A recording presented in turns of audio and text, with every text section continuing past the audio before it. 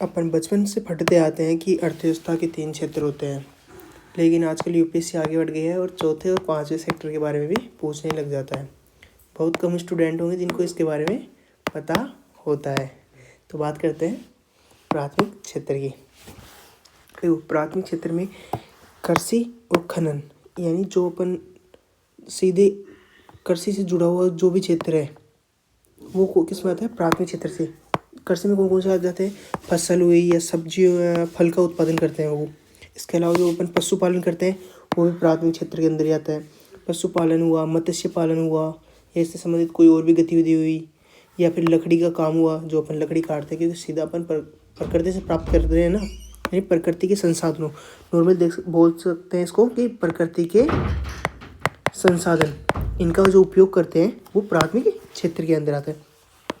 खनन उत्खनन, ध्यान रखना, उद्योग, जब अपन उद्योग की बात करते हैं, जैसे प्राथमिक क्षेत्र होगा, फिर उद्योग और फिर सेवा की बात करते हैं ना, तो उद्योग वाले में खनन और उत्खनन उद्योग में आता है, वो प्राथमिक में नहीं आता। लेकिन जब अपन क्षेत्र प्राथमिक, द्वितीय, तृतीय में बांटते हैं तो खनन एवं उत्खनन प्राथमिक क्षेत्र के अंदर आता है। द्वितीय क्षेत्र के अंदर बात करें तो जो अपन निर्माण कर रहे हैं, कोई किसी भी वस्तु का निर्माण कर रहे हैं, प्राथमिक क्षेत्र से जो प्राप्त हुआ अपने को, कोई भी कच्चा माल प्राप्त हो गया, उससे किसी चीज़ का निर्माण कर रहे हैं, या फिर विनिर्माण कर रहे हैं, या जल आपूर्ति विद्युत से संबंधित। जब निर्माण और विनिर्माण के लिए जो आवश्यकता है जल आपूर्ति की और विद्युत की, जब इनकी बात करते हैं तो ये भी द्वितीय क्षेत्र के अंतर्गत आते हैं। और जो तृतीय क्षेत्र में सेवाएं आती हैं, सेवा में साधारण सेवा, पेशेवर सेवा, लोक सेवा। मैंने आपको पिछले टॉपिक में जब अपन सेवाओं की बात कर रहे थे तब बताया था कि पीटी के अकॉर्डिंग इंपॉर्टेंट है। तो सेवाएं 3 प्रकार की बताया था कि कौन कौन सी, इसमें कौन कौन सी सेवाएं आती हैं। साधारण सेवाएं में कौन सी आती हैं? इसमें जो होटल वगैरह हुआ, परिवहन वगैरह हुआ, यानी होटल या परिवहन वगैरह। पेशेवर सेवा में यानी किसी विशेष विषय का विशेषज्ञ हो, जैसे वित्तीय सेवा या रियल एस्टेट की सेवा। लोक सेवा में शिक्षा, स्वास्थ्य से संबंधित जो भी सेवाएं हैं वो लोक सेवा के अंदर आती हैं। अच्छा, जो मोटे तौर पर जब अपन अर्थव्यवस्था की गणना करते हैं तो उसमें इन 3 क्षेत्रों को ही देखते हैं। तो अपने भारत में जीडीपी में है, प्राथमिक क्षेत्र का रोल है 16 से 17%, और द्वितीय क्षेत्र का 29% है, तृतीय क्षेत्र का 55% है। देखो, अपने जब द्वितीय क्षेत्र की वृद्धि से ज़्यादा अपना डायरेक्ट प्राथमिक क्षेत्र से, पहले जब अपन 1970 के दशक में थे तो प्राथमिक क्षेत्र में अत्यधिक योगदान था जीडीपी का योगदान प्राथमिक क्षेत्र का अत्यधिक था। लेकिन फिर ये सीधा सेवा क्षेत्र में बदल गया। अपने पास विनिर्माण वाला क्षेत्र पेंडिंग ही रह गया। इसी कारण अपनी अर्थव्यवस्था में इतना धीरे धीरे रुकावट चल रही है, और अब अपने को आवश्यकता है कि विनिर्माण वाले क्षेत्र को अपन तेज़ी से आगे बढ़ाएं। चीन ने अपने सीधा फोकस इस पर किया था, विनिर्माण पे। अपन ने इसको पीछे छोड़ दिया, अपन सीधा सेवा क्षेत्र में चले गए। अब देखो, ये अपन जब वितरित करते हैं कि कृषि क्षेत्र हो गया, फिर उद्योग क्षेत्र हो गया, और फिर सेवा क्षेत्र हो गया। तो जब उद्योग क्षेत्र वाले में बात करते हैं तो उद्योग में खनन एवं उत्खनन उद्योग वाले क्षेत्र में आता है, और कृषि वाले में केवल कृषि से संबंधित क्षेत्र आता है, जैसे फसल उत्पादन हो गया, कच्चे माल की जो भी पूर्ति होती है, जो प्रकृति से संसाधन लाते हैं, वो आता है कृषि से संबंधित में। और तृतीय क्षेत्र में जो सेवाओं वाला होता है उसमें सेवाएं आती हैं। जो सेवाओं का योगदान ध्यान रखना, जीडीपी में अपना 55% योगदान है। अच्छा, जो मैंने बात किया था चतुर्थ और पंचम कौन कौन से क्षेत्र होते हैं। जो चतुर्थ क्षेत्र होते हैं उसमें विशेषज्ञता आधारित सेवाएं होती हैं, जैसे यदि ओला हुआ, जो उबर हुआ, या रेपिडो वगैरह हुआ, उसमें विशेषज्ञ क्या चाहिए? ड्राइवर की ड्राइविंग की विशेषज्ञता चाहिए। यदि किसी को ड्राइविंग की विशेषज्ञ आती है, जिसको गाड़ी चलाना आता है, वो ओला उबर को ज्वाइन कर सकता है, यानी वो विशेषज्ञता आधारित क्षेत्र हुआ ना। तो ये विशेषज्ञता आधारित क्षेत्र चतुर्थ क्षेत्र के अंतर्गत आता है। पंचम क्षेत्र में कौन सा आता है? नीति निर्माण से संबंधित। जो नीति निर्माण से संबंधित जो भी सेवाएं होती हैं ना, वो पंचम क्षेत्र के अंदर में, यानी सबसे बड़ा या उत्कृष्ट वाला आता है, जिसमें सीधा नीति निर्माण से संबंधित सेवाएं होती हैं। तो कितने क्षेत्र हो गए? 5 क्षेत्र हो गए। केवल मोटे तौर पे जब अपन जीडीपी गणना करते हैं तो 3 क्षेत्रों के अंदर करते हैं। प्राथमिक क्षेत्र जिसमें कृषि क्षेत्र आता है, और खनन एवं उत्खनन। यूपीएससी पीटी में इनके बारे में प्रश्न पूछता रहता है। देखो, कृषि क्षेत्र में कौन कौन सा मिले? पशुपालन में ध्यान रखना, पशुपालन और मत्स्य पालन दोनों कृषि क्षेत्र से संबंधित क्षेत्र में आते हैं।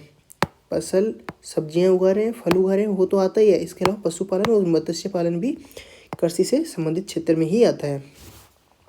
खनन उत्खनन प्राथमिक क्षेत्र में आता है। ये मत सोचना खनन या उत्खनन किया जा रहा है द्वितीय क्षेत्र में आ जाएगा, नहीं।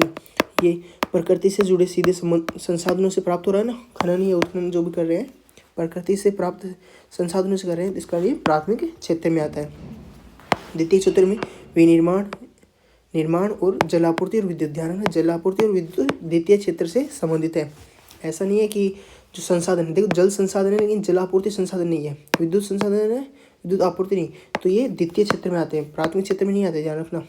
तृतीय क्षेत्र में सेवाएं आते हैं, साधारण सेवा, पेशेवर सेवा और लोक सेवा। तीनों सेवाओं में क्या अंतर है मैंने बता दिया है। चतुर्थ क्षेत्र में विशेषज्ञ आधारित सेवा, जैसे ओला वगैरह हुआ, ओला उबर में जो ड्राइविंग की विशेषज्ञता चाहिए। पंचम क्षेत्र होता है, उसमें नीति निर्माण से संबंधित सेवाएं शामिल होती हैं। अब बात करते हैं कि जो आजकल चर्चा में चलता रहता है कि विनिवेश या निजीकरण, सरकार राष्ट्रीयकरण करती रहती है या निजीकरण करती रहती है, वो क्या होता है।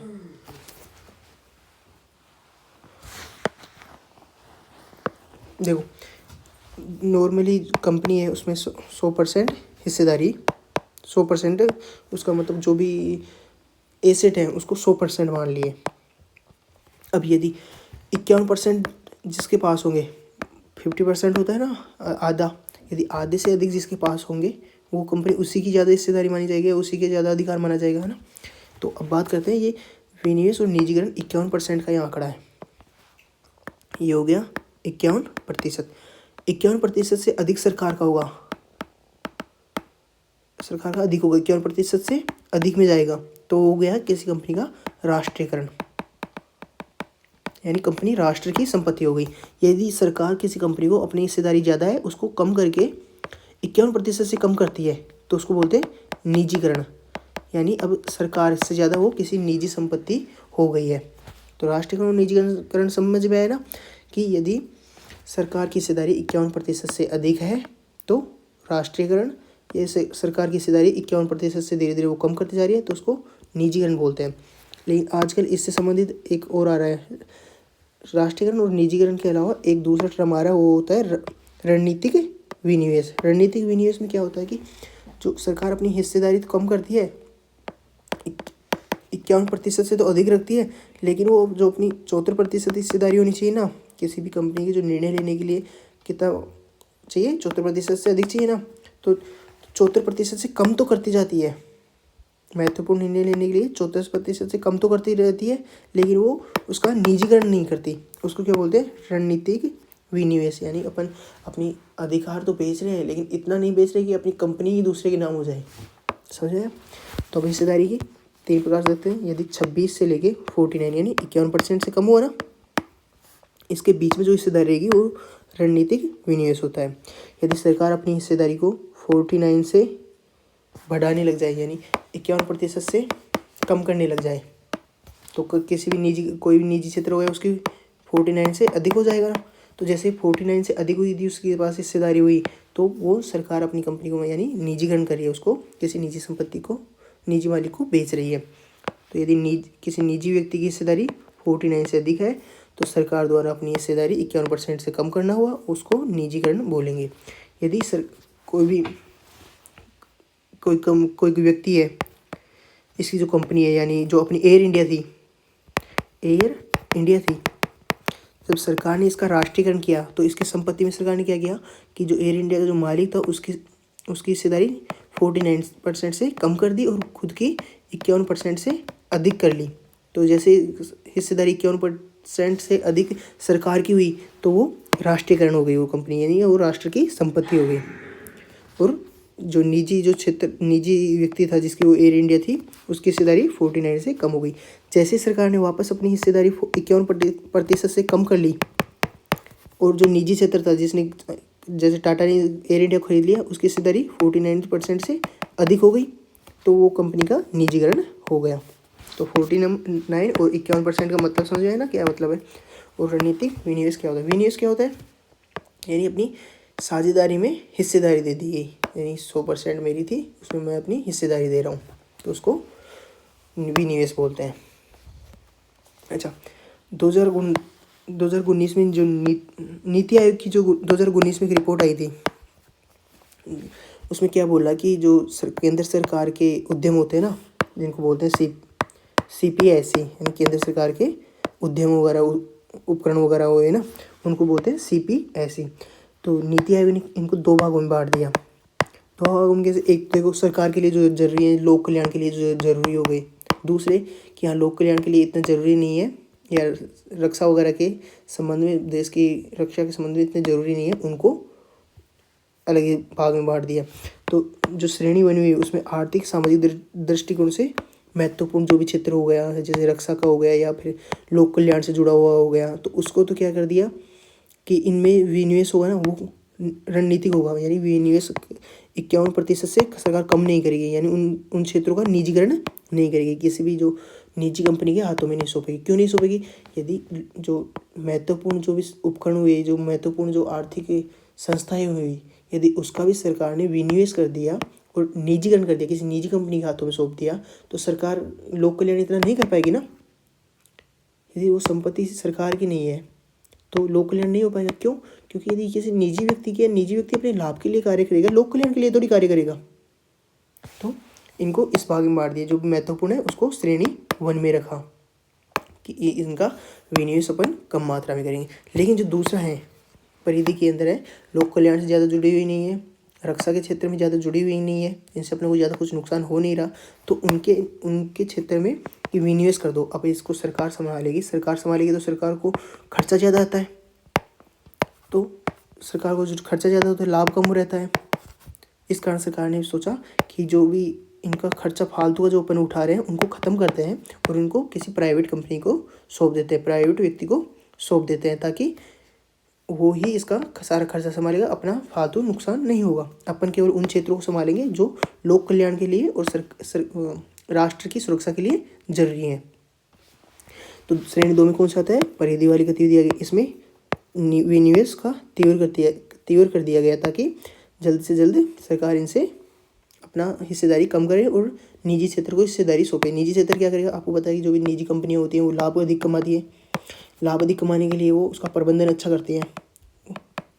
जो सरकारी कंपनी होती है उसका प्रबंधन इतना मजबूत नहीं होता जितना निजी कंपनी का होता है, क्योंकि निजी कंपनी सीधा लाभ पर ध्यान रखती है। तो इस कारण का तेज़ी से विनिवेश किया जाए ताकि, और जो रुपए आएंगे विनिवेश कर दिए, विनिवेश करने के बाद उसके रुपए जो आएंगे उससे अपन पूंजी का निर्माण करेंगे। और पूंजी निर्माण के बारे में मैंने पिछले टॉपिक में बता दिया था कि पूंजी निर्माण कितना जरूरी है और आयकर क्या है, इसके बारे में मैंने पिछले टॉपिक में बता दिया था। पीटी के लिए इंपॉर्टेंट है पूंजी निर्माण वाला, तो यदि आपने नहीं देखा तो पीछे जाके देख लेना। अब बात करते हैं रियल और वित्तीय क्षेत्र। ये आई थिंक PYQ का प्रश्न है या किसी टेस्ट सीरीज में मैंने ये प्रश्न देखा था, लेकिन मेरे दिमाग में क्लिक कर रहा है कि मैंने रियल और वित्तीय क्षेत्र से संबंधित प्रश्न देखा था, इस कारण मैंने नोट्स में इसको थोड़ा जगह दी है। देखो रियल क्षेत्र कौन सा होता है? रियल यानी जो वास्तविक है ना, रियल वास्तविक, यानी इसमें जो श्रम वगैरह करेंगे, यानी जो इसमें जो अर्थव्यवस्था है वो किससे संबंधित है? वो सक्रिय रूप से है, यानी सीधे भागीदारी हो रही है इसमें। जैसे कृषि क्षेत्र हो गया, कृषि क्षेत्र में जो आर्थिक गतिविधि होगी सीधे तौर पे होगी ना, यानी वास्तविक तौर में आर्थिक गतिविधि हो रही है, तो उसको रियल या वास्तविक आर्थिक गतिविधि कहेंगे, है ना, यानी श्रम की सक्रिय भागीदारी। समझ में? रियल या वास्तविक क्या होता है? यानी रियल यानी वास्तविक जिसमें सक्रिय रूप से, हाँ मतलब सीधा अपन उसमें जुड़े हुए हैं, ऐसा नहीं है कि वो अलग हो गया। जैसे बैंक होता है, बैंकिंग अलग होता है ना, वित्त वाला क्षेत्र। लेकिन कृषि वाला क्षेत्र होता है, कृषि वाले क्षेत्र में जो अपन सीधे कृषि में जुड़े रहते हैं, सक्रिय रूप से भागीदार होते हैं, तो जो जिसमें सक्रिय रूप से भागीदार होता है, श्रम जिसमें सक्रिय रूप से भागीदार होता है, वो रियल या वास्तविक होता है। लेकिन जो वित्तीय क्षेत्र होते हैं इसमें केवल पैसा से संबंधित जुड़े रहते हैं, बाकी अपन किसी श्रम से संबंधित नहीं जुड़े रहते। कोई कंपनी उसमें श्रम हो रहा है तो वो तो रियल क्षेत्र में हो गया, लेकिन जो पैसे से संबंधित है वो वास्तविक नहीं है ना, वो होता है वित्तीय क्षेत्र होता है। तो वित्तीय क्षेत्र में क्या होता है? वित्तीय आस्तियों या धन का लेन देन होता है, जैसे बैंकिंग सेवा हो गई या इंश्योरेंस से संबंधित जो सेवाएं होती हैं वो वित्तीय क्षेत्र में आते हैं। तो समझ आया? रियल वाला यानी श्रम की सक्रिय भागीदारी, वित्तीय यानी वित्तीय क्षेत्र में जो धन का लेन देन होता है उसको, जैसे बैंकिंग या इंश्योरेंस वाली। अपन क्या क्या बात किया है? अपन ने विनिवेश और निजीकरण किया के बारे में देखा। इसके बारे में अपन 49% वाला जो आंकड़ा क्या था वो देख लिया, और अपने अर्थव्यवस्था के 4-5 क्षेत्र के बारे में देख लिया। 3 के बारे में नॉर्मली सब पढ़ाते हैं, 2 जो यूपीएससी आजकल इंटरफेयर करना शुरू कर दिया है। प्राथमिक क्षेत्र में योगदान कितना है? 16 से 17%। द्वितीय क्षेत्र में 29%। प्राथमिक क्षेत्र में ध्यान रखना कृषि से संबंधित में पशुपालन और मत्स्य दोनों शामिल होते हैं। लेकिन जो द्वितीय क्षेत्र है उसमें 29% है हिस्सेदारी जीडीपी के अंदर, और निर्माण विनिर्माण के अलावा जलापूर्ति और विद्युत दोनों ये भी शामिल रहते हैं। लेकिन जो तृतीय क्षेत्र है उसमें 55% जीडीपी में, अपना जीडीपी जितना है ना, 100 यदि 100 रुपये का उत्पाद करते हैं उसमें 55 यानी सेवाओं का योगदान है। तो सेवाएं 3 प्रकार की होती हैं, साधारण सेवा, पेशेवर सेवा और लोक सेवा। जो चतुर्थ क्षेत्र है उसमें विशेषज्ञता आधारित होता है, यानी विशेषज्ञता यानी जैसे ओला हुआ या उबर हुआ, उसमें क्या विशेषज्ञ चाहिए, यानी ड्राइविंग की स्किल चाहिए। तो यदि ड्राइविंग की स्किल है तो वो एक विशेषज्ञ है, तो चतुर्थ श्रेणी में आता है। पंचम श्रेणी में सीधा केवल ऊपरी तौर पे जो सारे क्षेत्रों को नियंत्रण कर रहा है, यानी नीति निर्माण कर रहा है ना, जो ऊपर अधिकारी होते हैं ना वो नीति निर्माण करते हैं, वो आते हैं पंचम क्षेत्र में। जैसे आईएएस वगैरह बनोगे आप, तो आईएएस बन के नीति का निर्माण करोगे तो आप आओगे पंचम क्षेत्र में। विनिवेश और निजीकरण, इसका आंकड़ा समझ लो 49 वाला और 51% वाला आंकड़ा क्या होता है, निजीकरण कैसे होता है और सरकार राष्ट्रीयकरण कैसे करती है।